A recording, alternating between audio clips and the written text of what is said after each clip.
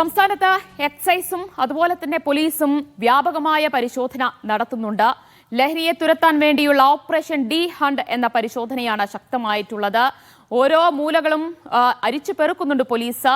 ഹോട്ട്സ്പോട്ടുകൾ കണ്ടെത്തി തന്നെയാണ് പരിശോധന നടത്തുന്നത്. ഇന്ന് എത്രത്തോളം ലഹരി അതിക്രമങ്ങളും ലഹരി പിടികൂടുകയും ചെയ്തിട്ടുണ്ട് എന്നാണ് കിക്കൌട്ടിൽ നമ്മൾ ആദ്യം പരിശോധിക്കാൻ പോകുന്നത്. സംസ്ഥാനത്ത് വ്യാപകമായ റെയ്ഡ് തുടരുമ്പോഴും ലഹരി സംഘങ്ങളുടെ അതിക്രമങ്ങൾക്ക് യാതൊരു അറുതിയുമില്ല എന്ന് തന്നെയാണ് ഓരോ ദിവസവും വരുന്ന വാർത്തകളിൽ നിന്ന് നമുക്ക് മനസ്സിലാക്കാൻ കഴിയുന്നത്. വടക്കഞ്ചേരിയിൽ റെയ്ഡിനിടെയാണ് ഒരു പോലീസുകാരനെ കാറിടിച്ച് കൊലപ്പെടുത്താൻ ശ്രമിച്ചത്.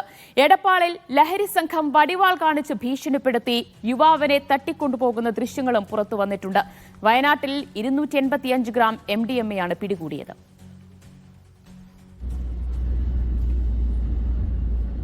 മലപ്പുറം എടപ്പാളിൽ നിന്നാണ് ഈ ദൃശ്യങ്ങൾ.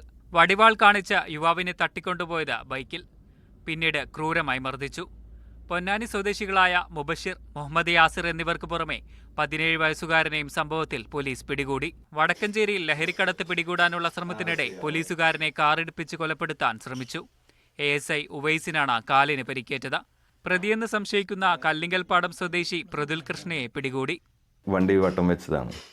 വണ്ടി വട്ടം വെച്ച് ഡോറ് തുറന്ന് ഇറങ്ങാൻ ആവശ്യപ്പെട്ട് വരുമ്പോഴേക്കും ഞങ്ങളെ ഇടിച്ച് തെറിപ്പിച്ചാണ്. അതിലാണ് കാലിൽ ഇതായത്. അപ്പം ഞങ്ങൾ നേരെ റോഡിലേക്ക് മറിഞ്ഞു വീണു. വയനാട് തോൽപ്പെട്ടി എക്സൈസ് ചെക്ക് പോസ്റ്റിൽ 285 ഗ്രാം MDMA പിടികൂടി.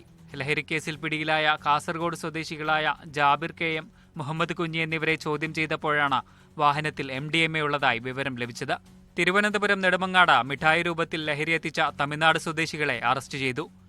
ചരസ് മിഠായി, കഞ്ചാ ടോഫി എന്നീ പേരുകളിലാണ് ഇവർ വിൽപ്പന നടത്തിയത്. 7 കിലോ കഞ്ചാവുമായി ഒഡീഷ സ്വദേശികളായ 2 പേരെ കോഴിക്കോട് രാമനാട്ടുകരയിലെ ലോഡ്ജിൽ നിന്ന് എക്സൈസ് പിടികൂടി. ആലുവയിൽ കഞ്ചാവ് കേസ് പ്രതി വിവേകിന്റെ വീട്ടിൽ നിന്ന് MDMA കണ്ടെടുത്തു. എറണാകുളം പെരുമ്പാവൂരിൽ 3 ലക്ഷം രൂപയുടെ ഹെറോയിൻ പിടികൂടി.